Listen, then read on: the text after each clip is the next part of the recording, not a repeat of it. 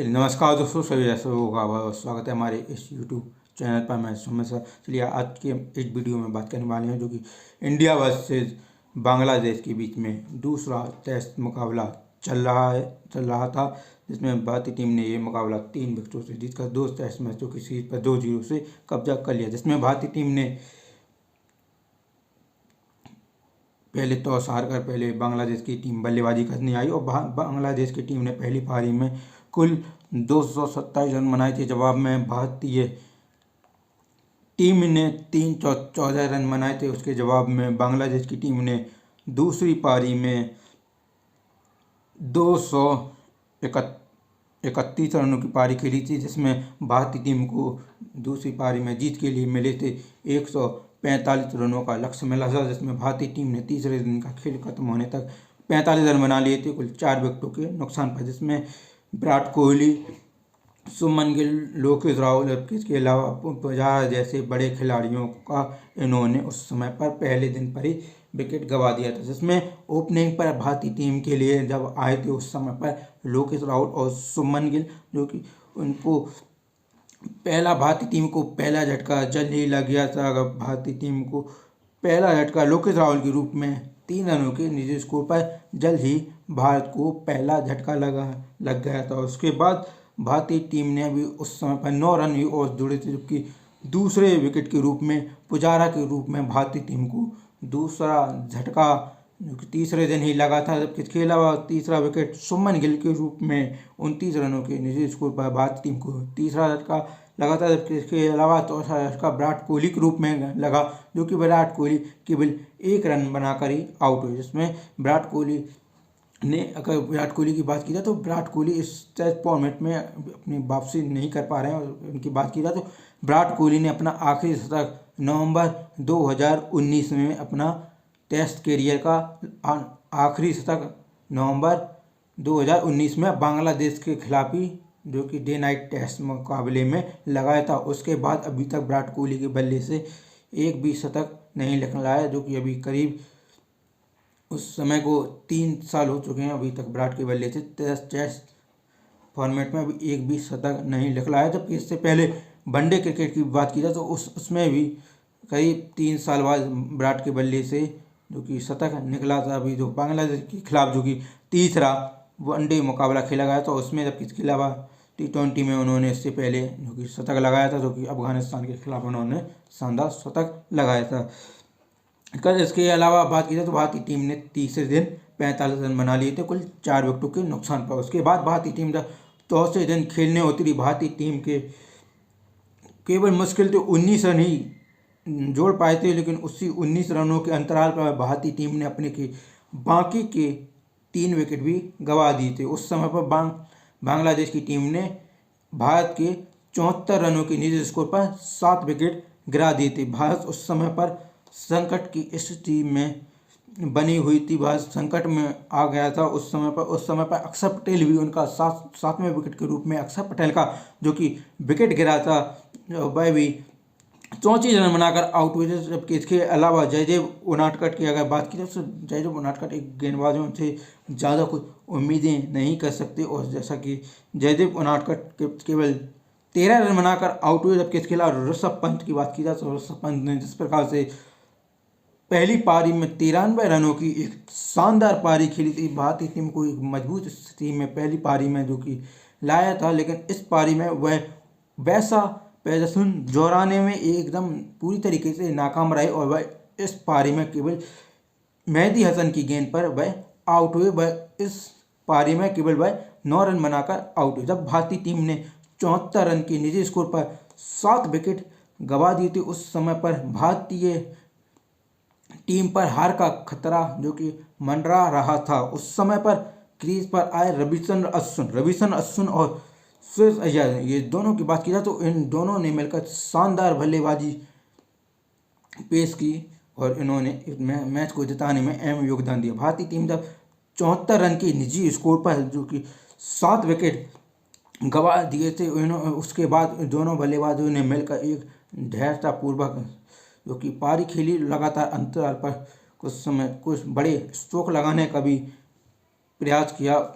और इस तरह भारतीय टीम ने ये मुकाबला जीता। इसमें अगर बात की तो रविचंद्रन अश्विन ने 42 रनों की नाबाद पारी खेली। अगर रविचंद्रन अश्विन ने इन 42 रन बनाने के लिए उनको 62 गेंदों का सामना किया, जिसमें उन्होंने 4 चौके जबकि 1 छक्के की मदद से 67 की शानदार स्ट्राइक रेट के साथ उन्होंने 42 रनों की नाबाद पारी की। जबकि इसके अलावा अगर सुरेश अय्यर की बात की जाए तो सुरेश अय्यर भी काफ़ी ज़्यादा नीचे बल्लेबाजी करने के लिए आए और यह बल्लेबाजी क्रम पर वैसे इनका बल्लेबाजी क्रम इनका नंबर 5 है, लेकिन वह इस पारी में बल्लेबाजी करने के लिए नंबर 8 पर आए और उन्होंने 29 रनों की नाबाद पारी खेली, जिसके लिए इन्होंने जरूर 46 गेंदों का सामना करते हुए 4 छक्कों की मदद से नाबाद 19 रनों की पारी खेली, जिसमें इनका स्ट्राइक रेट 63 का रहा, जो कि 63 की शानदार स्ट्राइक रेट के साथ इन्होंने 29 रनों की नाबाद पारी खेली, जो कि एक मैच जिताऊ पारी भी साबित हुई। इन दोनों की अच्छी पारियों की बदौलत भारतीय टीम इस मुकाबले में अंत तक पूरी बनी रही और भारतीय टीम को इन दोनों बल्लेबाजों रविचंद्रन अश्विन और सुरेश अय्यर ने दोनों ने अपनी पारी में शानदार पारी की बदौलत दोनों ने जो कि खेली, इसकी मदद से भारतीय टीम ने यह मुकाबला 3 विकेटों से जीत लिया। इन दोनों के बीच में अगर बात की जाए तो रविचंद्रन अश्विन और सुरेश अय्यर के बीच में करीब 71 रनों की नाबाद पार्टनरशिप हुई, जो कि 8वें विकेट के लिए नाबाद 71 रनों की पार्टनरशिप हुई। ना सिर्फ इन्होंने टीम को मुश्किल से निकाला, जबकि इसके अलावा भारतीय टीम को जीत दिलाकर 2 टेस्ट मैचों की सीरीज पर 2-0 से कब्जा कराकर और इस मुकाबले को भारतीय टीम ने इस सीरीज पर बांग्लादेश के खिलाफ क्लीन स्वीप भी कर लिया है। तो इसी के साथ भारतीय टीम ने ये 2 मैचों की टेस्ट सीरीज 2-0 से अपने नाम कर ली और इसी के साथ लोकेश राहुल ने अपनी कप्तानी में पहली बार किसी सीरीज पर क्लीन स्वीप किया। उन्होंने अपनी कप्तानी में पहली बार किसी भी सीरीज पर क्लीन स्वीप पर कब्जा किया और 2-0 से ये सीरीज अपने नाम की। इसी के साथ लोकेश राहुल ने अपने टेस्ट कैरियर में कप्तानी में पहली टेस्ट सीरीज जीत दर्ज की है। तो ये कुछ भी बड़ा रिकॉर्ड भी लोकेश राहुल की कप्तानी में उनके नाम रहा। तो इस प्रकार जो कि रहा कि जबकि इसके अलावा अगर इसके अलावा लोकेश राहुल कप्तानी से इन 2 मैचों की सीरीज में उन्होंने शानदार प्रदर्शन किया, लेकिन अगर बल्लेबाजी में अगर उनकी बात की जाए तो बल्लेबाजी में एकदम पूरी तरीके से नाकाम साबित रहे। उनको 2 टेस्ट मैचों की 4 पारियां जो कि उनको मिली, वह एक भी पारियों में 50 तक नहीं लगा सके। वह 50 रन बनाने में भी पूरी तरीके से नाकाम रहे। अगर इन 4 पारियों को अगर जोड़ दिया जाए तो उनकी यहाँ पर इस सीरीज में 200 रन भी यहाँ पर इस सीरीज पर नहीं है। एक प्रकार से लोकेश राहुल इस सीरीज में बल्ले से पूरी तरीके से नाकाम रहे। जबकि इसके अलावा अगर पुजारा की बात की जाए तो पुजारा ने इस सीरीज उनके लिए जो कि शानदार रही। इस सीरीज में उन्होंने 2 हाफ सेंचुरी, जबकि इसके अलावा 1 50 और 2 उन्होंने 100 लगाए, जो कि दो शतक उनके बल्ले से निकले। इसके अलावा 1 शतक शुभमन गिल के भी नाम रहा। इसी के कारण मैन ऑफ द सीरीज जो कि पुजारा के नाम रही, जो कि इन्होंने एक शानदार पारी खेली, जो कि इनके लिए सीरीज काफ़ी बेहतरीन रही।